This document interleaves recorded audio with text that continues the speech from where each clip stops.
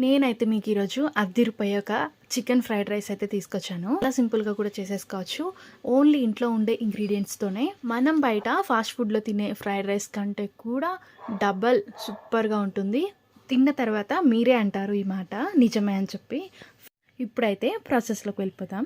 First అయితే boneless చికెన్ని ఒక 50 గ్రామ్స్ లేదా 100 గ్రామ్స్ తీసుకోవాలి. మీరు ప్రిపేర్ చేసుకునే క్వాంటిటీని బట్టి అయితే చికెన్ని తీసుకోండి. దాంట్లోకి ఉప్పు, కారం, ధనియా పౌడర్ ఉంటే పెప్పర్ పౌడర్ కూడా వేసుకుని బాగా మిక్స్ చేసుకోవాలి.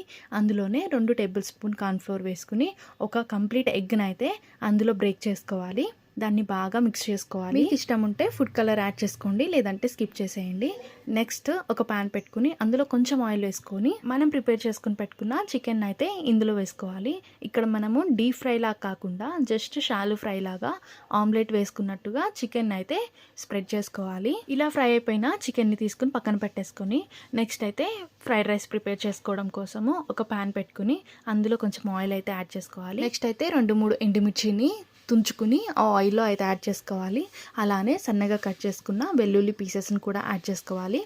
టేస్ట్ కోసం కరివేపాకు, వీటన్నిటిని కూడా బాగా ఫ్రై అవ్వనివ్వాలి. ఇవన్నీ కూడా ఫ్రై అయిన తర్వాత సన్నగా కట్ చేసుకున్న పచ్చిమిర్చి, ఆనియన్స్, చిన్నగా కట్ చేసుకున్న క్యారెట్, క్యాప్సికమ్ అండ్ బీనీస్ ఇవన్నీ కూడా వేసేసుకుని బాగా మిక్స్ చేసుకోవాలి. బయట మనకి ఫాస్ట్ ఫుడ్ సెంటర్స్లలో హై ఫ్లేమ్ మీద పెట్టుకుని బాగా రోస్ట్ చేసుకుంటూ ఉంటారు కదా వెజ్జెస్ని. అలానే మనం కూడా బాగా మిక్స్ చేసుకుంటూ ఫ్రై చేసుకోవాలి. అండ్ మధ్యలో సాల్ట్ అనేది యాడ్ చేసుకుంటే తొందరగా వెజ్జెస్ అనేవి కుక్ అయిపోతాయి. నెక్స్ట్ ఇందులో వెజ్జెస్ అన్నిటిని పక్కకు పెట్టేసుకుని ఒక బీట్ చేసుకున్న ఎగ్గును అయితే వేసుకుని పెద్ద పీసెస్ వచ్చేలాగా ఎగ్గును అయితే బాగా మిక్స్ చేసుకోవాలి.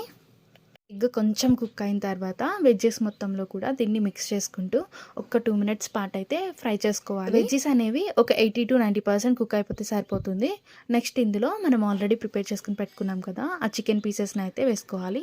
వేసే ముందు వాటిని చిన్న చిన్నగా కట్ చేసుకుంటూ అప్పుడు అయితే ఇందులో యాడ్ చేసుకోవాలి. చికెన్ పీసెస్ కూడా ఒక 2 మినిట్స్ పాటు రోస్ట్ అయిపోయిన తర్వాత మనం ఆల్రెడీ కుక్ చేసుకుని పక్కన పెట్టుకున్న బాయిల్డ్ రైస్ని అయితే ఇందులో యాడ్ చేసుకోవాలి. మీరు ఈ ప్లేస్లో బాస్మతి రైస్ తీసుకున్నా సరే సూపర్గా వస్తుంది ఫ్రైడ్ రైస్ అనేది. నేను పక్కా హోమ్ స్టైల్ ట్రై చేస్తున్నాను కాబట్టి ఇందులో ఎలాంటి సాసెస్ అయితే యూజ్ చేయడం లేదు.